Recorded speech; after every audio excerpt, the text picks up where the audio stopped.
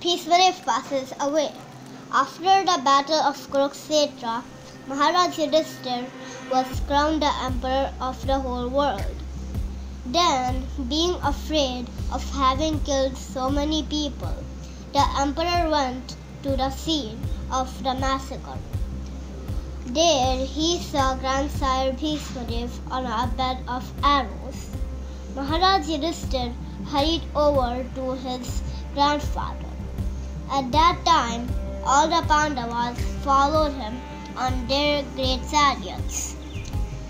Lord Sri Krishna also followed with Arjun on Arjun's chariot.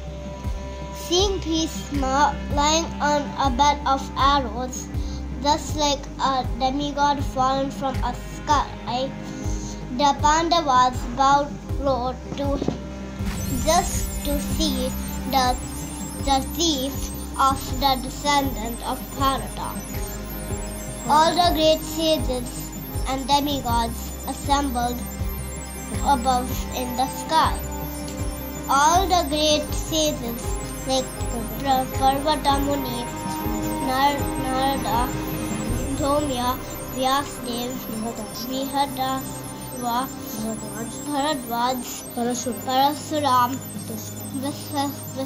Vasistha, Indra, Pramada, Jeta, Samata, Asita, Kaksivan, Gautama, Atri, Kausika, Sadarsana, Sukadev Goswami, Kasyapa, and Angirasa were present. Bhishmadev, who was the best among the 8 Vasus, welcomed all these powerful sages. Lord Sri Krishna is situated in everyone's heart. Yet he manifests in transcendental form. By his internal potency, this very Lord was sitting before Bhishmadev, and since Bhishmadev knew of his glories, he worshipped the son of Devaki duly.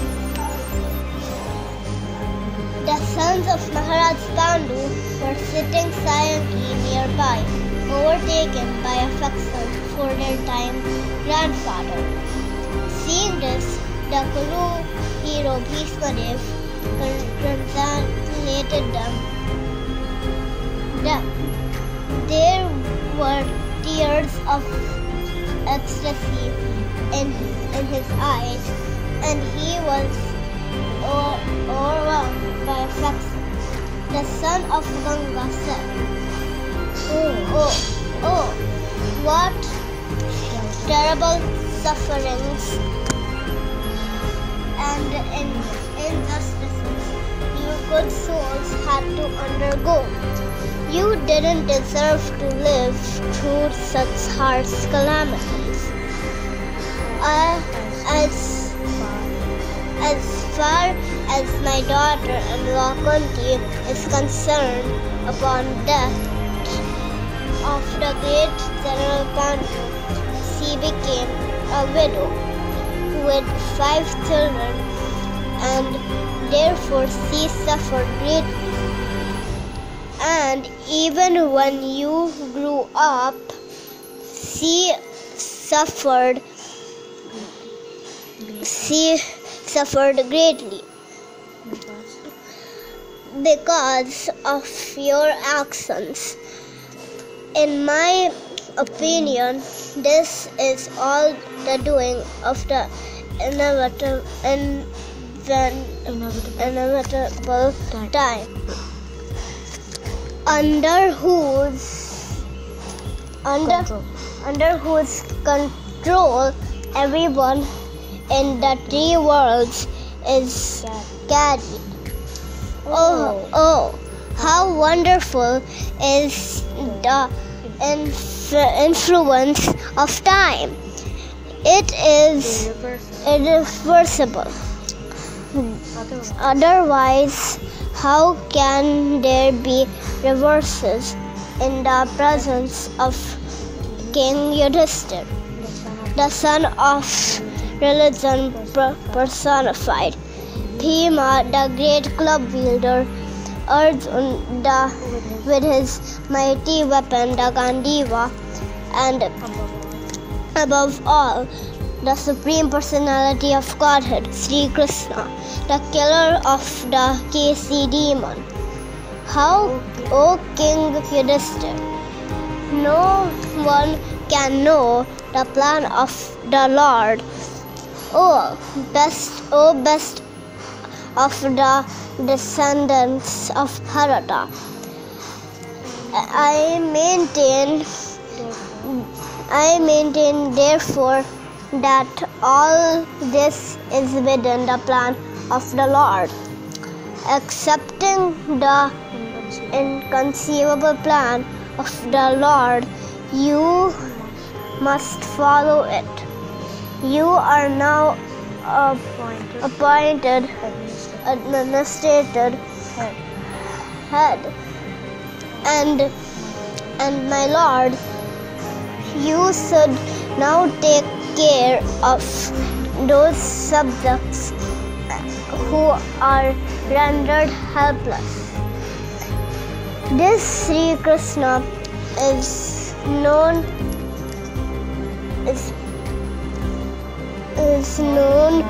none other than the Supreme Godhead, Narayan, the Supreme Enjoyer.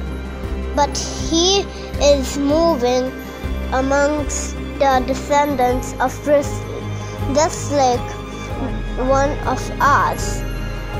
May my Lord, who is four-handed and whose beautifully decorated lotus face with eyes as red as the rising sun, is smiling, kindly awaits me at that moment when I quit my body. Then Maharaj Yudhishthira requested Bhishma Dev to instruct him on essential principles of various religious duties. At Maharaj Yudhishthira's inquiry, Bhishma Dev first defined all the classifications of castes and orders of life in terms of the individual's qualifications, and then he systematically into four divisions described: contractions by detachment and interaction by attachment. He then explained by divisions acts of charity, then the pragmatic activities of a king and activities for salvation. Then he described the duties of a woman and devotees, both briefly and extensively. Then he described the occupational duties of different orders and statuses of life, citing instances from history, for he was himself well acquainted with the truth. While Bhishma Dev was describing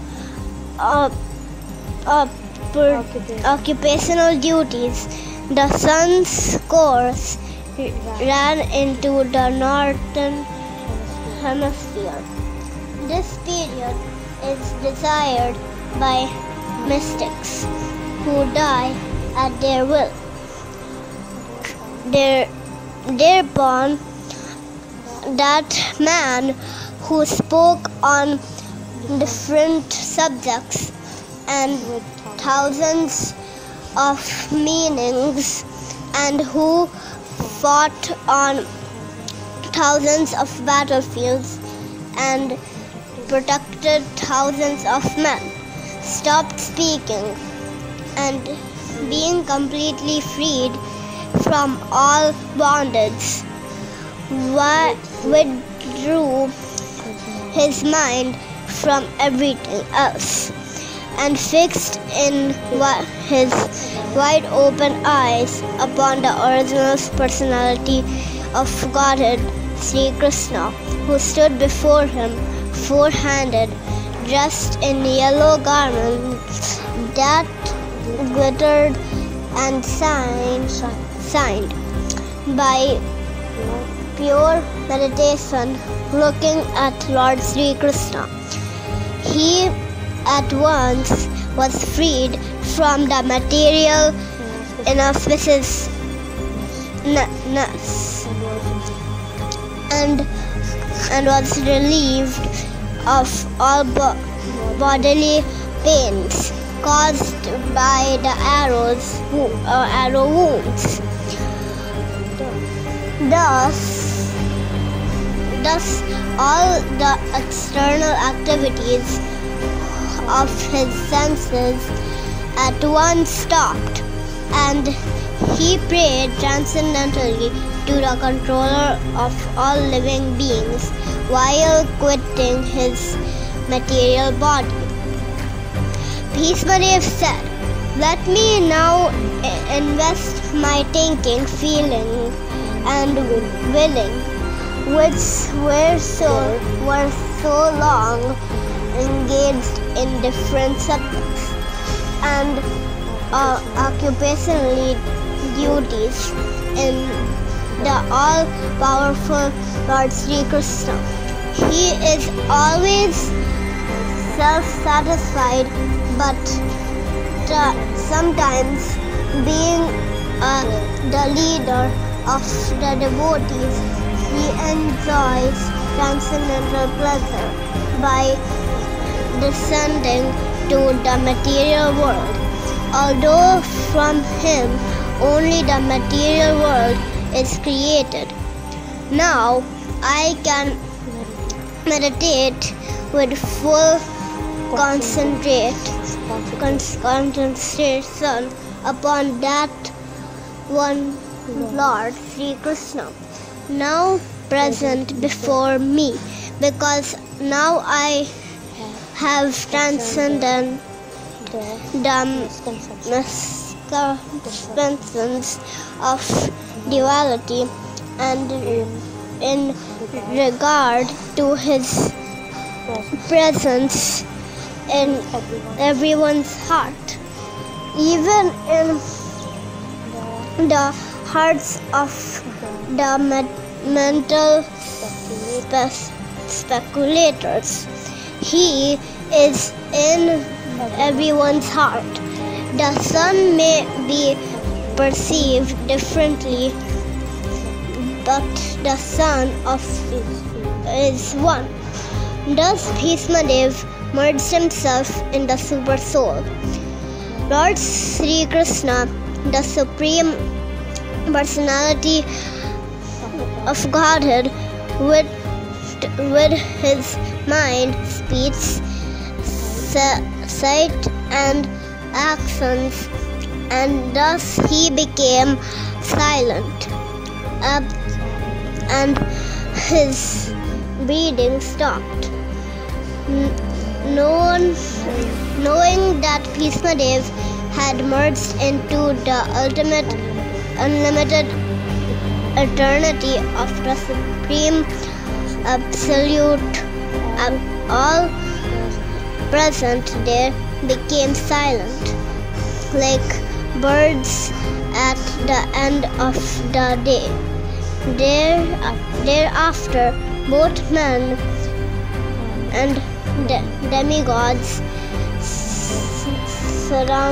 sounded drums in her honor, and the honest royal order commenced demonstrations of honor and respect, and from the sky fell shower of flowers. The end.